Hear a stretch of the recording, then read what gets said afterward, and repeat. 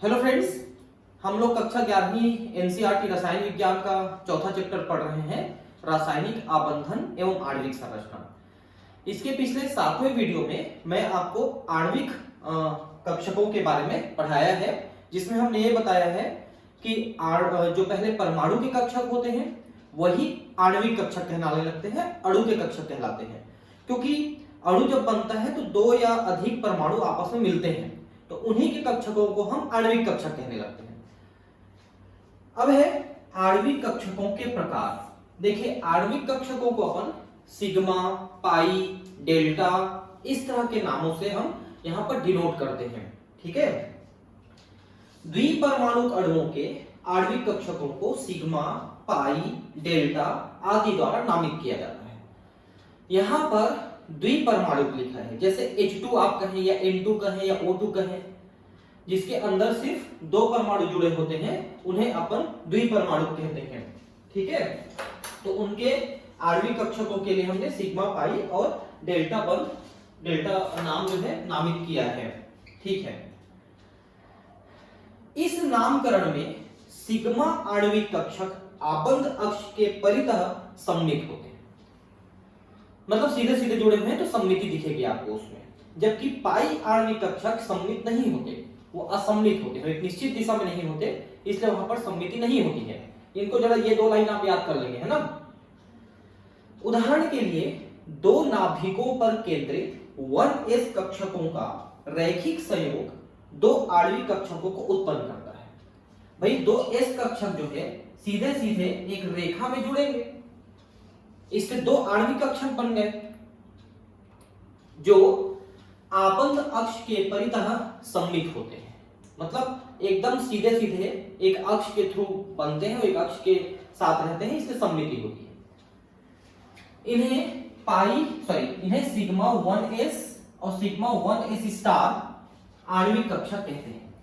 पिछले क्लास में मैंने आपको आबंधित और प्रति आबंधित आणविक कक्षकों के बारे में बताया था कि जो आबंधित इलेक्ट्रॉन है वो आबंधित कक्षकों में रहते हैं और प्रति आबंधित कक्षकें खाली रहती हैं, लेकिन उनमें ऊर्जा स्तर ज्यादा होती है आबंधित की तुलना में। ये सारी चीजें पिछले क्लास में मैंने आपको बताया है। यदि अंतर नाभिकी अक्ष को z दिशा में लिया जाए तो यह देखा जा सकता है कि दो परमाणुओं के 2pz कक्षकों के रैखिक संयोग से भी दो सिग्मा आणविक कक्षक उत्पन्न होंगे। ठीक है, हम z अक्षक में अगर इसको z दिशा में z अक्ष में लें तो वहां पर भी 2pz कक्षक आपस में मिलके सिग्मा बंध बनाते हैं और इन्हें सिग्मा 2pz और स्टार से निरूपित करते हैं। चित्र में हमको ये देखने को मिलेगा। ठीक है, तो चित्र हम पहले देख चुके हैं कुछ चित्र, तो आप यहां पर देखते हैं, चित्र आगे आएगा, मैं आपको दिखा दूंगा। ठीक है, 2px और 2py कक्षकों के अति व्यापन से मिलने वाले आणविक कक्षक आबंध कक्ष के परितः सममित नहीं होते। सममिति आपके s कक्षकों में और pz कक्षकों में सममिति दिखेगी आपको, क्योंकि वो सिग्मा बंध बनाते हैं। लेकिन px और py यहां पर इसमें आपको सममिति नहीं दिखेगी।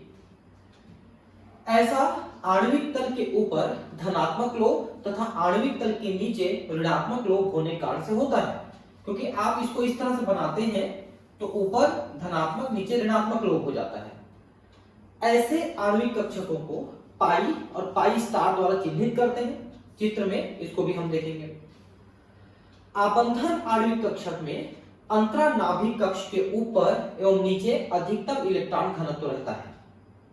ठीक है, तो मैंने आपको ये बताया था कि आबंधन कक्ष में ही ज्यादा इलेक्ट्रॉन रहेंगे, प्रति आबंधन कक्ष में इलेक्ट्रॉन नहीं होते हैं, इसलिए आबंधन में ज्यादा इलेक्ट्रॉन घनत्व है। प्रति आबंधन आणविक कक्षक पाई स्टार में नाभिकों के मध्य एक नोड होता है। नोड का मतलब होता है जहां पर इलेक्ट्रॉन नहीं है, वो नोडल तल कहलाते हैं। केमिस्ट्री में आप इस बात को ध्यान रखेंगे। ठीक है, नोडल तल का मतलब जहां पर इलेक्ट्रॉन नहीं है। अब है आणविक कक्षकों का ऊर्जा स्तर आरेख। देखिए, पहली बात तो ये समझिए कि आणविक कक्षक में जो प्रति आबंध कक्षक हैं वो आबंध कक्षकों से ज्यादा ऊर्जा वाले होते हैं, पहली चीज। दूसरी चीज, जिस तरह से आपने परमाणु के कक्षकों में देखा था कि जैसे जैसे बाह्य कक्षक की ओर जा रहे हैं उसमें ऊर्जा स्तर बढ़ रहा है, वैसा ही चूंकि उन्हीं परमाणु कक्षकों से आणविक कक्षक बने हैं तो वैसा ही चीज आपको आणविक कक्षक में भी देखने को मिलेगा। और जैसे जैसे ऊपर जाएंगे उसके जो ऊर्जा स्तर है बढ़ती जाएगी। हमने देखा कि दो परमाणुओं पर उपस्थित 1s परमाणु कक्षक संयोग द्वारा दो आणविक कक्षकों का निर्माण करते हैं जिन्हें अपन सिग्मा 1s और स्टार से नामित किया जाता है। मतलब ये आबंधी है और ये प्रतिआबंधी है। इसी प्रकार दो परमाणुओं के 8 परमाणु कक्षक जिसमें 2s और 2p कक्षक भी शामिल हैं। मतलब कौन कौन से? 1s 2s और 2p। तो 2p में 3 होते हैं, इसमें एक 4 एक 5 है ना, तो 3 दूनी 6 2 8, 2s और 2p करके 8 हो गए। 1s को नहीं लेना पड़ेगा। रैखिक संयोग द्वारा निम्नलिखित 8 आणविक कक्षकों का निर्माण करते हैं। अब 8 आणविक कक्षक में कौन कौन रहेंगे? 4 प्रतिआबंधी रहेंगे और 4 आबंधी रहेंगे। तो प्रतिआबंधी में देखिए कि ये ऊर्जा स्तर कैसे बढ़ रहा है, आप देखिए। ठीक है, तो इसमें आप देखिए सिग्मा स्टार 2s, फिर 2pz, फिर 2px, 2py, इनमें आपके ऊर्जा लेवल बढ़ते जा रहे हैं। और उसी में बिना स्टार लगाए लिख दीजिए तो वो आबंधी आणविक कक्षक हो जाएंगे। ये देखिए इनमें स्टार लगा था, इनमें स्टार नहीं लगा है, बस वही है सेम। ठीक है, इस तरह से हो गया।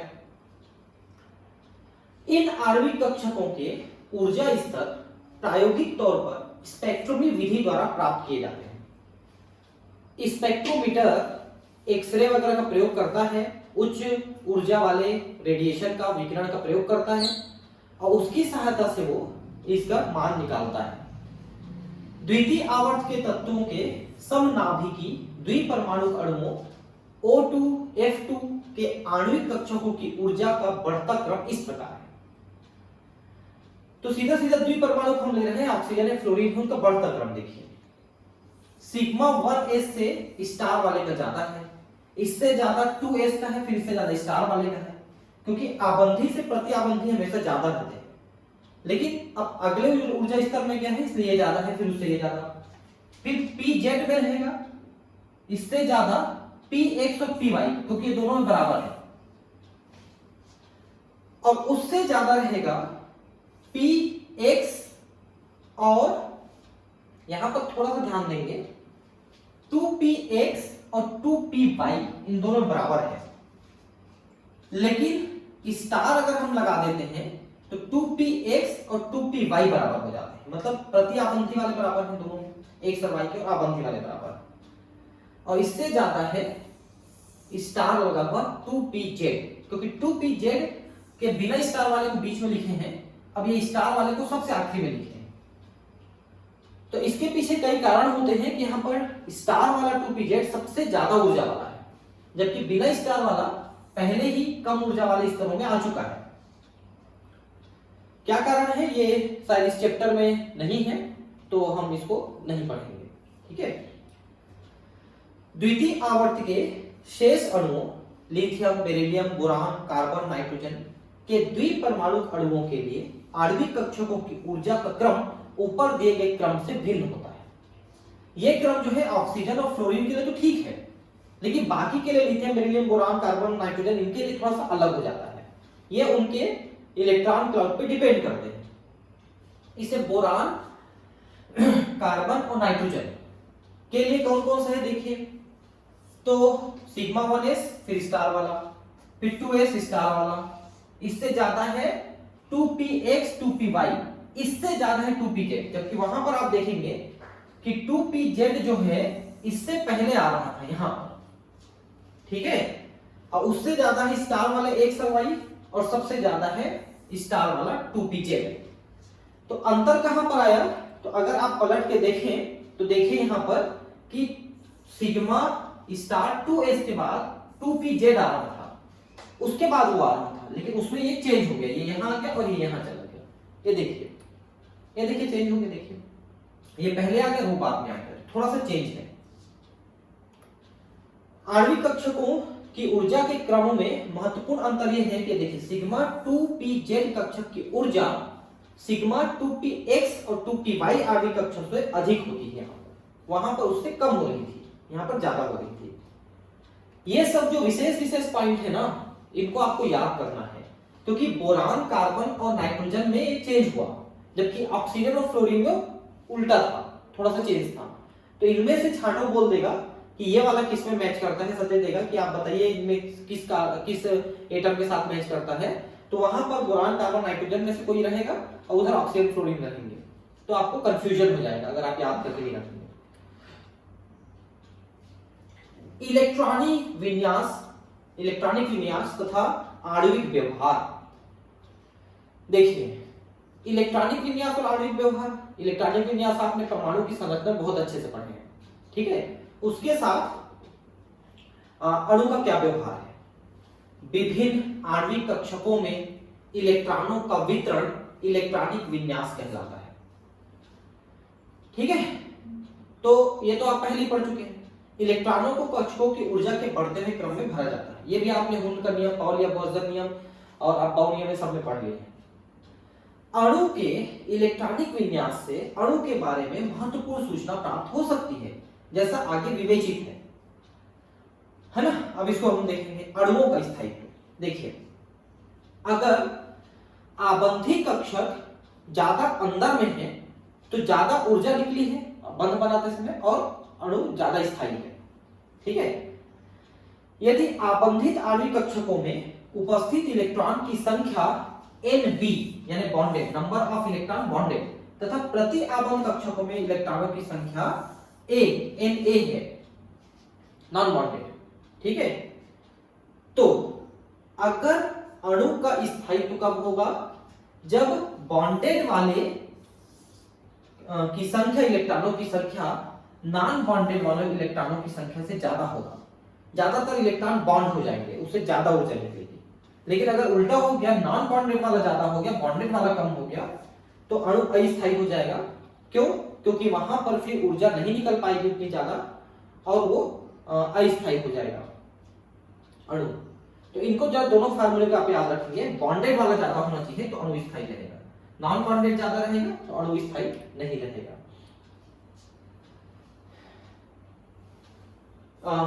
एक में आबंधन इलेक्ट्रॉनों की संख्या अधिक होने के कारण आबंधी प्रभाव प्रबलतम होता है, जिससे एक स्थायी अणु प्राप्त होती है। दूसरे में प्रति आबंधन प्रभाव प्रबल है, जिसके परिणामस्वरूप अणु अस्थायी होता है। प्रति आबंधन में इलेक्ट्रॉन रिपेल करेंगे एक दूसरे को, तो बंध बन ही नहीं पाएगा, और आबंधन वाले में इलेक्ट्रॉन एक दूसरे को आकर्षित करते हैं, इससे बंध बनता है। अब है आबंध कोटि यानी बॉन्ड ऑर्डर, ठीक है। तो वहां पर भी आपने बंध कोटि पढ़ा है, यहां पर भी हम बंध कोटि पढ़ेंगे। आबंध कोटि को आबंधी आणविक कक्षकों एवं प्रति आबंधित आणविक कक्षकों में उपस्थित इलेक्ट्रॉनों की संख्या के अंतर के आधे के रूप में परिभाषित किया जाता है। मतलब यह है कि कितना बॉन्डेड इलेक्ट्रॉन है, उसमें से नॉन बॉन्डेड इलेक्ट्रॉन को घटा दिए और उनका आधा कर दिए। मान लो कि ये 5 है और ये 3 है, तो हो गया 2 और इसका आधा हो गया 1, तो इसका बॉन्ड ऑर्डर हो जाएगा 1। ऐसा है, बॉन्डेड वाला कितना है, नॉन बॉन्डेड वाले कितने, उसमें से घटा दिए और उसका आधा कर दिए, तो ये आबंध कोटि हो जाएगा, ठीक है। आबंध कोटि किसी अणु में उपस्थित सहसंयोजी आबंधों की संख्या बताती है। कितने सहसंयोजी बंध बने हैं उनकी एग्जैक्ट संख्या आपको बताएगी। जैसे बंध कोटि को भी आपने देखा था, 1 2 3 बंध कोटि वहां पर थे, क्योंकि वहां पर 1 बंध 2 बंध 3 बंध बन रहे थे।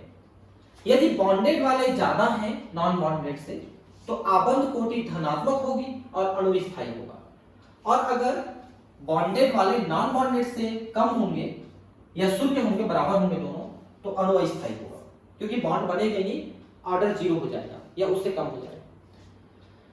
तो ऑर्डर 0 या ऋणात्मक में होने पर अणु का निर्माण नहीं होगा, ठीक है। अब है आबंध की प्रकृति। जैसा कि पहले बताया गया है, आबंध कोटि किसी अणु में उपस्थित सहसंयोजी आबंधों की संख्या बताती है। यदि आबंध कोटि 1 2 या 3 हो, तो उसमें क्रमशः एकल, द्वि और त्रि आबंध होंगे। बंध कोटि और आबंध कोटि में कुछ अंतर नहीं है, देखेंगे तो, ठीक है। कितने हैं? अब इसमें पहला है आबंध लंबाई। प्रकृति में हम पहला पढ़ेंगे आबंध लंबाई। तो अगर एक बंध बना है तो ज्यादा लंबी रहेगी, दो बंध छोटी हो जाएगी, तीन बंध और छोटी हो जाएगी, बंध लंबाई कम होते चले जाती है। सामान्यतः किसी अणु में दो परमाणुओं के बीच आबंध कोटि आबंध लंबाई का एक सन्निकट माप होता है। आबंध लंबाई आबंध कोटि के व्युत्क्रमानुपाती होती है। जैसे जैसे आबंध कोटि बढ़ती है आबंध लंबाई घटती है। मैंने कहा ना, एक में ज्यादा लंबी रहेगी, दो वाले कम रहेंगे, तीन वाले और कम लंबे रहेंगे। बंध कोटि ज्यादा लंबाई कम। अब चुंबकीय स्वभाव, यदि किसी अणु के सभी आणविक कक्षक द्विपरित युग्मित हो,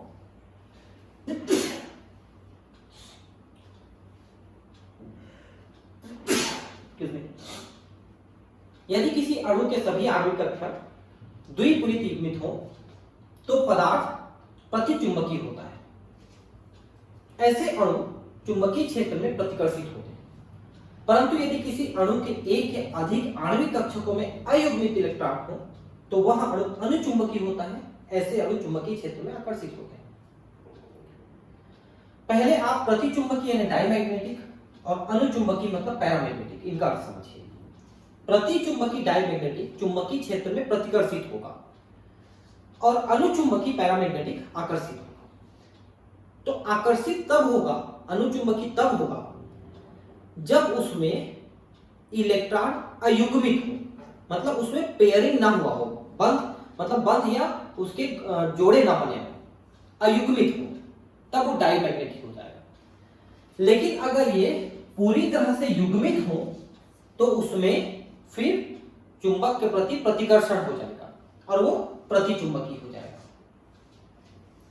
ठीक है, सारे अगर जोड़े बना लिए हैं तो प्रतिकर्षित करेगा, प्रतिचुंबकीय, और कुछ बिना जोड़े बनाए हुए इलेक्ट्रॉन है तो वो चुंबक से आकर्षित होगा, अनुचुंबकीय। इंग्लिश का नाम थोड़ा उल्टा लगता है, आप ध्यान देंगे थोड़ा।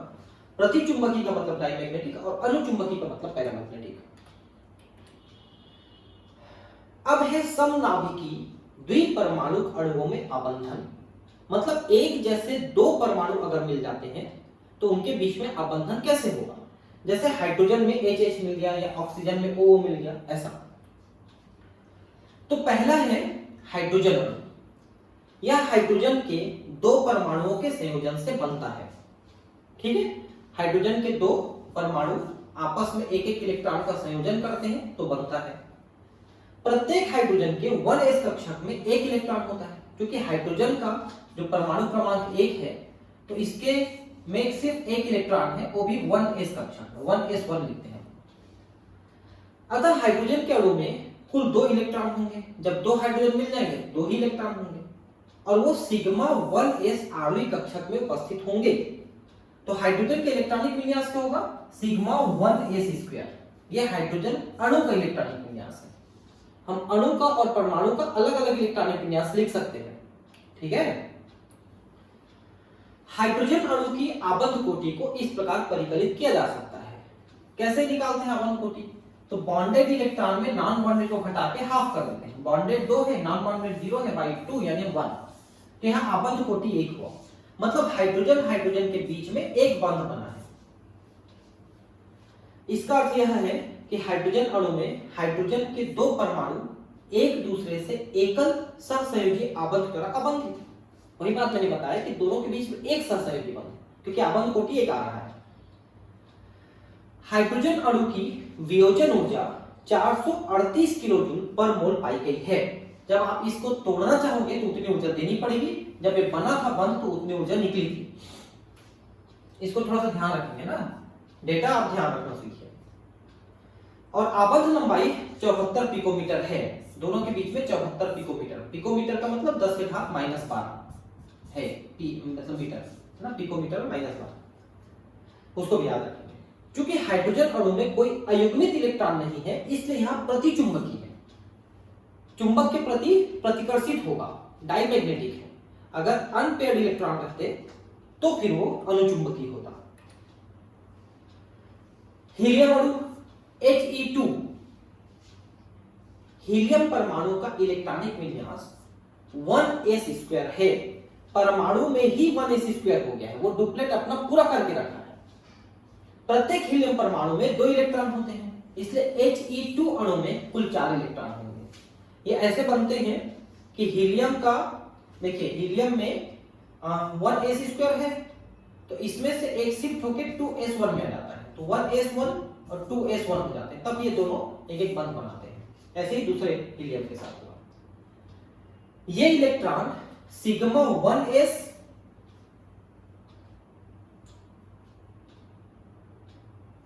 ये इलेक्ट्रॉन सिग्मा 1s तथा सिग्मा स्टार 1s होना चाहिए, यहां पर स्टार 1s आणविक कक्षकों में भरे पाए जाएंगे। और He2 का इलेक्ट्रॉनिक विन्यास ऐसा होगा, देखिए 1s² सिग्मा 1s और सिग्मा स्टार 1s। ये देखिए मैंने बता ही दिया था आपको कि सिग्मा होना चाहिए स्टार इसके ऊपर, ठीक है। और इसकी आबंध लंबाई, आबंध कोटि कितनी होगी, हाफ 2 - 2 यानी 0। तो चूंकि यहां पर आबंध कोटि 0 है, इसलिए इस अणु के बनने की संभावना 0 है, ये अणु नहीं बनेगा। मतलब हीलियम अपने दूसरे हीलियम के साथ बॉन्ड नहीं बनाएगा, बहुत रेयर कंडीशन में वो शिफ्ट करेगा तब बंध बनाएगा। अतः यह अणु अस्थायी होगा और इसका अस्तित्व नहीं होगा, मतलब हीलियम 2 नहीं बनेगा। ये हम शुरू से जानते हैं कि हीलियम एक नोबल गैस है, आदर्श गैस है, इसलिए उसमें हीलियम 2 नहीं बना सकता वो। इसी प्रकार यह दर्शाया जा सकता है कि Be2 अणु sigma 1s² sigma star 1s², sigma 2s² और स्टार स्क्वायर भी नहीं बनेगा, क्योंकि आबंधी और प्रतिआबंधी इलेक्ट्रॉनों की संख्या बराबर रहेगी, तो यहां पर आबंधन कोटि अणु का 0 आ जाएगा, और 0 आबंधन कोटि या ऋणात्मक आबंधन कोटि में अणु का निर्माण नहीं होता है। अब लिथियम में देखिए, लिथियम का बनेगा कि नहीं, तो लिथियम में 3 होते हैं, है ना, तो 1s² और 2s1 है।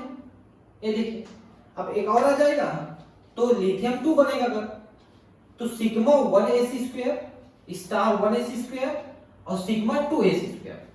तो बॉन्ड इलेक्ट्रॉन 4 हैं और एंटी बॉन्ड इलेक्ट्रॉन 2 हैं, तो 4 - 2, तो ये हो जाएगा 2, 2 / 2 = 1। तो इसका बंध कोटि 1 आ रहा है, इसलिए ये अणु के बनने की संभावना है, ठीक है। इस विन्यास को KLMNOP कोश को 1 2 3 4 को हम लिखते हैं ना, वही है, ठीक है, उसको दिखा सकते हैं। ये देखिए लिथियम अणु के इलेक्ट्रॉनिक विन्यास से स्पष्ट है कि इसमें 4 इलेक्ट्रॉन आबंधी आणविक कक्षकों में और 2 इलेक्ट्रॉन प्रति आबंधी एंटी बॉन्ड आणविक कक्षकों में उपस्थित होता है, ठीक है। अतः इसकी आबंध कोटि हाफ 4 - 2 = 1 आएगा। इसका अभिप्राय है कि लिथियम 2 अणु स्थायी है और इसमें जितने भी इलेक्ट्रॉन हैं वो सभी पेयर्ड हैं।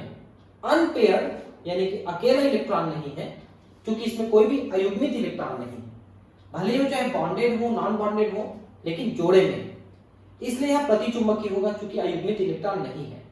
वास्तव में यहां पाया गया है कि वाष्प प्रभाव में वाष्प प्रावस्था में लिथियम 2 अणुओं का अस्तित्व होता है जो प्रतिचुंबकीय होता है, ठीक है। जब भाप बनाओगे तो लिथियम 2 बनेगा और वो जो है स्थायी अणु रहता है, प्रतिचुंबकीय, क्योंकि यहाँ लोन पेयर इलेक्ट्रॉन नहीं है, मतलब लोन इलेक्ट्रॉन नहीं, सब पेयर इलेक्ट्रॉन,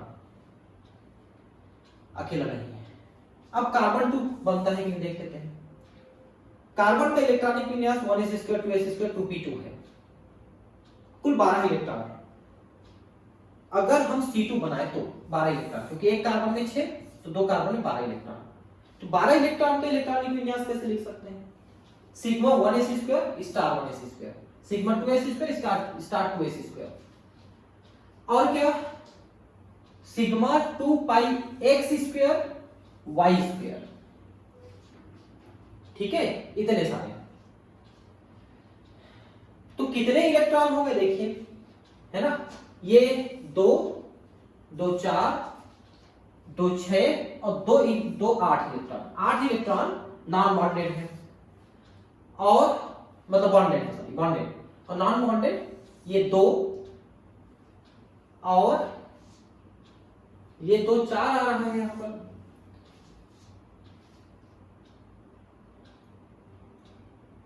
ठीक है। अच्छा इसके बाद भी है, अगर हम इसको काट दें तो टोटल जो है, इनको काट पीट के हम दोबारा लिखें तो 8 और 2 ही आ रहे हैं, 2 4 6 और 8 और 2, ठीक है। देखिए के का मतलब यहां पर हमने देखा था, देखिए ध्यान से एक बार फिर से देखिए यहां पर, एक मिनट कहां पर है, ये आ गया। देखिए यहां पर आपने लिथियम का जब लिखा था तो 1 सिग्मा 1 एस स्क्वायर को आपने के लिखा था, देखिए, ठीक है, और सिग्मा स्टार 1 एस स्क्वायर को भी साथ में जोड़ दिया था के में, ठीक है। अब बचा ये, उसको आपने यहां पर लिखा, जहां के पूर्ण के कोश संरचना sigma 1 S square sigma star 1 S square को दिखाता है, इसलिए ये आबंधन में भाग नहीं लेगा, ये प्रक्रिया में भाग नहीं लेगा अणु बनने में, इनको हमको हटाना पड़ेगा, इसीलिए ऐसा आया है। तो उनको हटा दिया हमने, इसको और इसको हटा दिया, अब बचा इतना, इतने में गिनिए तो 2 4 और 6 आ रहा है, यहां पर 8 क्यों लिखा है, वही बार बार गड़बड़ हो रहा है, और ये 2 आ रहा है, तो 6/2 बराबर हो गया 4। अच्छा प्रिंट मिस्टेक है, इतना देर से दिमाग खा रहा है, देख सकते हो ये 6 है भाई, 6 ही आ रहा है बॉन्डेड इलेक्ट्रॉन। अब गिन लीजिए कैसे बेटी, तो 6 में से 2 गया 4/2 इक्वल टू 2, ये देखो कितना गलत लिख दिया है, पूरा दिमाग खा के रख दिया। तो कार्बन 2 को हम देखें कि बंध कोटि 2 आ रहा है, इसका मतलब ये स्थायी अणु है, और C2 को प्रतिचुंबकीय होना चाहिए, वस्तुतः वाष्प अवस्था में C2 प्रतिचुंबकीय है। C2 के अणुओं में प्रतिचुंबकीय क्यों है, क्योंकि यहां पर सभी जोड़े में इलेक्ट्रॉन। C2 के अणुओं में दोनों आबंध पाई आबंध होते हैं, क्योंकि 2 पाई आबंधन आणविक कक्षकों में 4 इलेक्ट्रॉन उपस्थित होते हैं। अधिकांश अन्य अणुओं में द्विआबंध 1 सिग्मा 1 पाई बंध से बंधना होता है, लेकिन कार्बन में दोनों पाई बंध है। यहाँ पर अगर 2 बंध से जुड़ा है तो 3 बंध से जुड़ेगा तो फिर बीच वाला सिग्मा रहेगा। देखिए बाकी अणुओं में अगर 2 बंध बनता है तो 1 सिग्मा 1 पाई बंध रहता है। समान रूप से N2 अणु में आबंधन को समझा जा सकता है, ठीक है, N2 अणु में आबंधन को समझा जा सकता है, ठीक है। अब ऑक्सीजन अणु O2, ऑक्सीजन परमाणु का इलेक्ट्रॉनिक विन्यास O8 है, चूंकि तो 1s2 2s2 2p4 है। अब इसमें 8 इलेक्ट्रॉन है, 4 2 6 2 8 मैंने पहले बताया, तो O2 में 8 2 16 इलेक्ट्रॉन हो जाएंगे। तो इलेक्ट्रॉनिक विन्यास O2 का कैसा होगा, तो ये सिग्मा, ये स्टार, ये सिग्मा, ये स्टार, ये 2pz, और ये दोनों साथ में हो जाएंगे और ये दोनों हो जाएंगे। तो अगर इतने को हटा दो आप तो बाकी को लिखो, बाकी को लिखेंगे तो कितना आ रहा है, देखिए बंधी वाले 2 4 6 8 8 आ रहे हैं, तो 8 ये हो गया, माइनस अनाबंधी वाले नॉन बॉन्डेड 2 और एक 3 एक 4, तो 8 माइनस 4 बराबर 4/2 यानी कि 2। तो ऑक्सीजन में द्विबंध होगा, ये देखिए, यह अपन पूरा गिनेंगे तो ऑक्सीजन में 10 इलेक्ट्रॉन आबंधन वाले और 6 इलेक्ट्रॉन अनाबंध वाले, शुरू से गिनेंगे तो इसमें 10 में से 6 गया तो 4/2 तो 2 हो गया, ठीक है। अतः इसकी आबंध कोटि 2 आएगी, पहले मैंने कैलकुलेट कर दिया, और ये 2 बंध द्वारा जुड़ा होता है। अब यहां पर आप देखिए कि ऑक्सीजन में यहां पर और यहां पर अयुग्मित इलेक्ट्रॉन है ऑक्सीजन अणु में, तो अयुग्मित इलेक्ट्रॉन होने से वो अनुचुंबकीय हो जाता है, पैरामैग्नेटिक, और चुंबक के प्रति आकर्षित होगा। ऑक्सीजन अनुचुंबकीय है, ये बहुत बार पूछा है, ठीक है। एक एक अयुग्मित इलेक्ट्रॉन होते हैं, इसलिए ऑक्सीजन अणु को अनुचुंबकीय होना चाहिए, ऐसा प्रायोगिक तौर पे पाया भी गया है। इस प्रकार आणविक कक्षक सिद्धांत ऑक्सीजन के अनुचुंबकीय व्यवहार की व्याख्या करने में समर्थ है। इसी प्रकार आवर्त सारणी की द्वितीय आवर्त के अन्य समनाभिकीय द्विपरमाणु अणुओं के इलेक्ट्रॉनिक विन्यास लिखे जा सकते हैं। बोरान से नियान तक के अणुओं के लिए आणविक कक्षक विन्यास और आणविक गुण चित्र में दिखाए गए हैं। ठीक है, ये देखिए चित्र में दिखाए गए हैं। तो इनको बोरान से नियान तक के आणविक कक्षक तथा आणविक गुण। ठीक है, अब इसको मेरे हिसाब से पढ़ना आवश्यक नहीं है, मुझे लग रहा है। ठीक है, अगर आप देखें तो यहाँ पर बोरान से चालू कर रहे हैं, boron, carbon, nitrogen, oxygen, fluorine और नियान। ठीक है, इन सब का दिया है। अब इसमें आप देखिए कि टू, पहले नीचे से देख सकते हैं, पर नीचे से अपन लिखना शुरू करेगा तो 1s को तो लिखा नहीं है, सीधा सीधा 2s को लिखा है। तो 2s सभी में भरे पड़े हैं, देख सकते हैं, क्योंकि बोरान में भी 5 है, कम से कम 5 है, तो 5 में 10 इलेक्ट्रॉन हो गए टोटल, ते भर गए। सिग्मा स्टार 2s भी भरे हैं सभी में। सिग्मा 2p 2p 2p और 2p, इनको सबको देखिए, है ना। तो इनमें आप अब इसको तो आप आराम से समझ सकते हैं, देख सकते हैं कि यहाँ पर 2 चेंबर ऐसे हैं जिसमें सिंगल सिंगल इलेक्ट्रॉन है बोरान में। Carbon, nitrogen, oxygen, fluorine neon में नहीं है। ठीक है, उसका 2px 2py 2pz 3 लिख सकते हैं आप।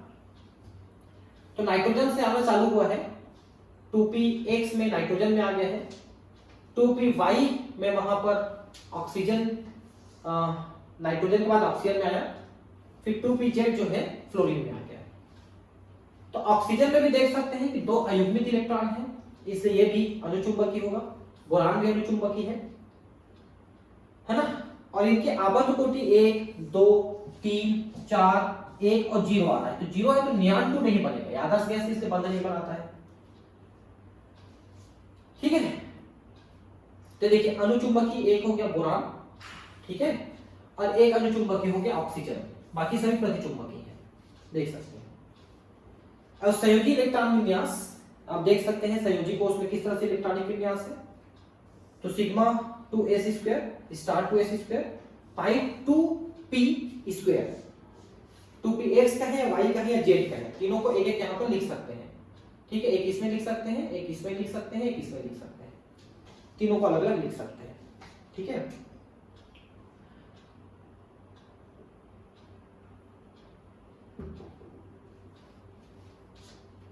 ये जो ग्राफ टाइप का बना हुआ है यहाँ पर कॉलम चार्ट, ये बंध लंबाई है।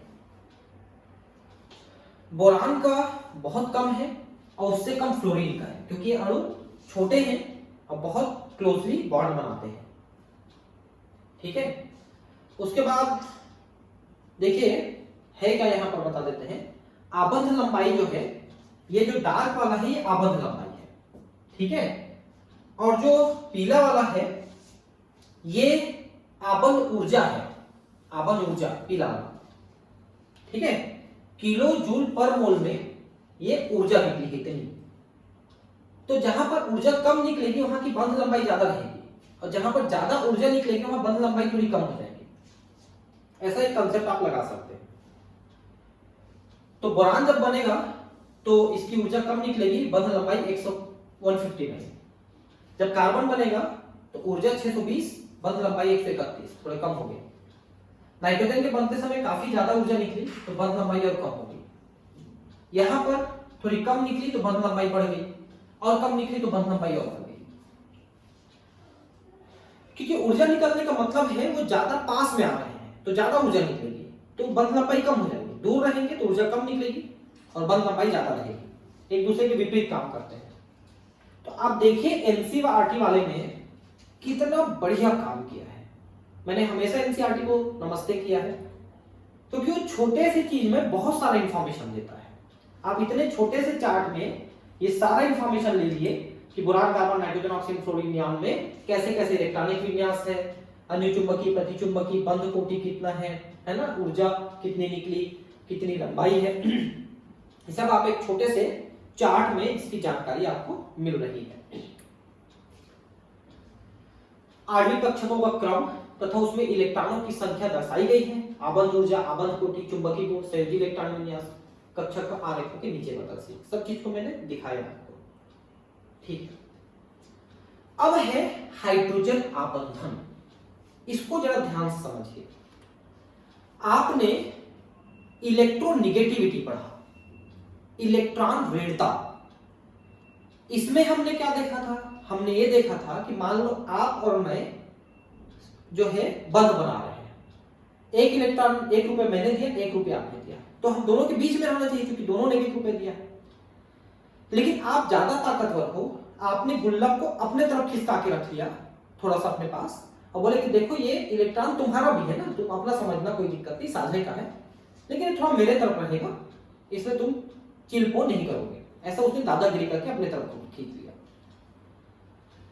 तो सहसंयोजन बंध बनाते समय जिन इलेक्ट्रॉनों का अपन साझा करते हैं, जो इलेक्ट्रॉन बीच में होने चाहिए, दोनों इलेक्ट्रॉन, उसको कोई एक परमाणु अगर अपने तरफ ज्यादा खींच लेता है तो ये उसकी विद्युत ऋणता कहलाती है। ठीक है, तो अब देखिए विद्युत ऋणता को हमने पॉलिंग स्केल में नापा था।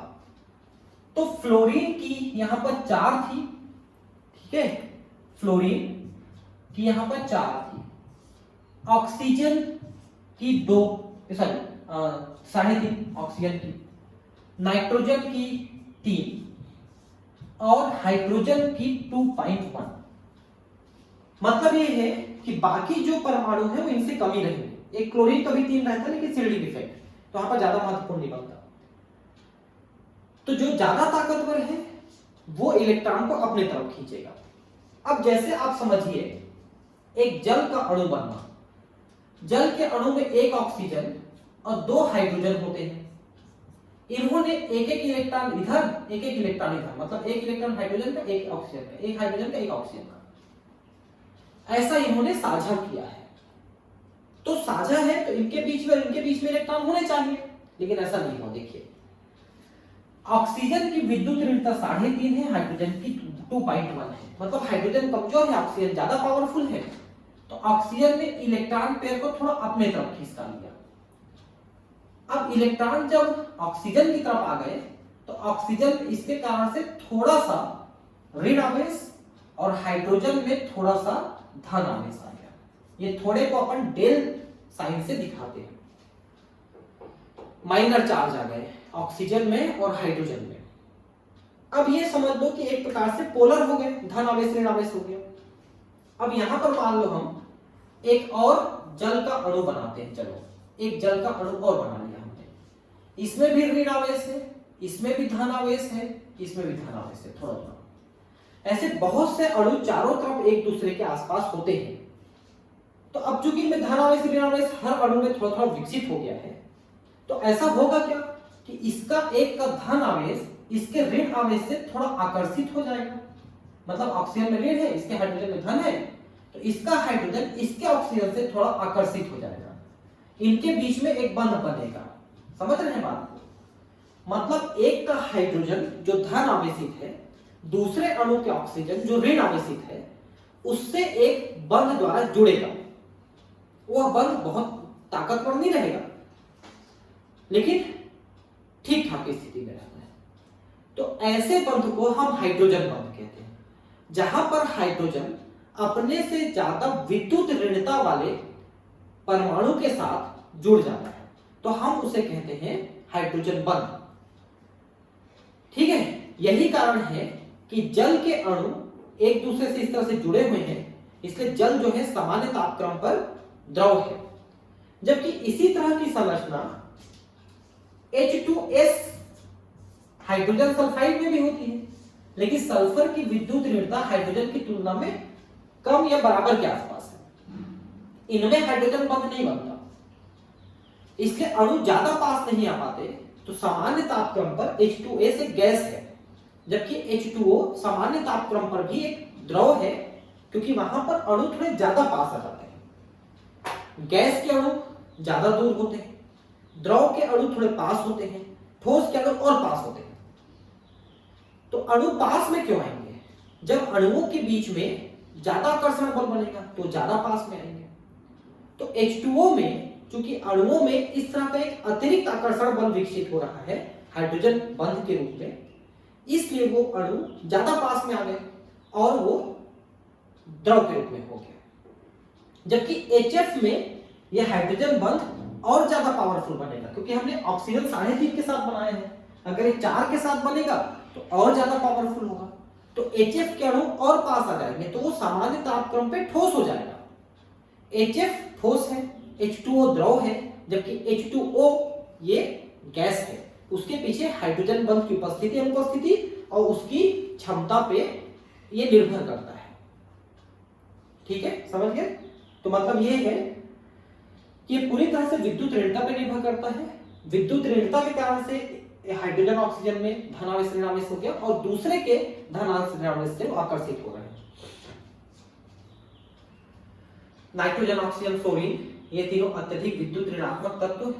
ये नाइट्रोजन का 3 है, ऑक्सीजन का 3.5 है और फ्लोरीन का 4 है। ठीक है, तत्व जब परमाणु सहसंयोजक आबंध द्वारा हाइड्रोजन परमाणु से जुड़े होते हैं तब सहसंयोजी आबंध के इलेक्ट्रॉन अधिक विद्युत ऋणात्मक तत्व की ओर स्थानांतरित हो जाते हैं। फलस्वरूप प्राप्त आंशिक धन आवेशित हाइड्रोजन परमाणु किसी दूसरे विद्युत ऋणात्मक परमाणु के साथ एक नया आबंध बनाता है। ये देखो, जैसे ये HF अणु है तो फ्लोरीन में थोड़ा ऋण और हाइड्रोजन में थोड़ा धनावेश आ गया है। ये फ्लोरीन अगले वाले हाइड्रोजन के धनावेश से थोड़ा आकर्षित हो गया, ये फ्लोरीन भी अगले वाले धनावेश से आकर्षित हो गया, ये फ्लोरीन भी इस तरह से ऊपर नीचे सब तरफ से। ये तो सिर्फ लीनियर दिखाया है, इधर भी आकर्षित होगा, इधर भी, नीचे भी, सब तरफ आकर्षित होगा। ठीक है, यह आबंध सहसंयोजी आबंध से दुर्बल होता है। ध्यान रखेंगे, सबसे शक्तिशाली आयनिक बंध, उससे कम सहसंयोजी और उससे कम हाइड्रोजन बंध। ठीक है, उदाहरण HF में एक अणु के हाइड्रोजन परमाणु दूसरे अणु के फ्लोरीन परमाणु के बीच हाइड्रोजन आबंध बनाता है। इसे इस प्रकार दर्शाया जा सकता है जैसा मैंने अभी आपको दिखाया है। ठीक, तो ये चैप्टर खत्म हो जाता है हमारा। और अब हम अगले, ये हैंग हो गया क्या? थोड़ा सा और बचा तो था, वही मेरे को लगा हैंग हो गया लगता है।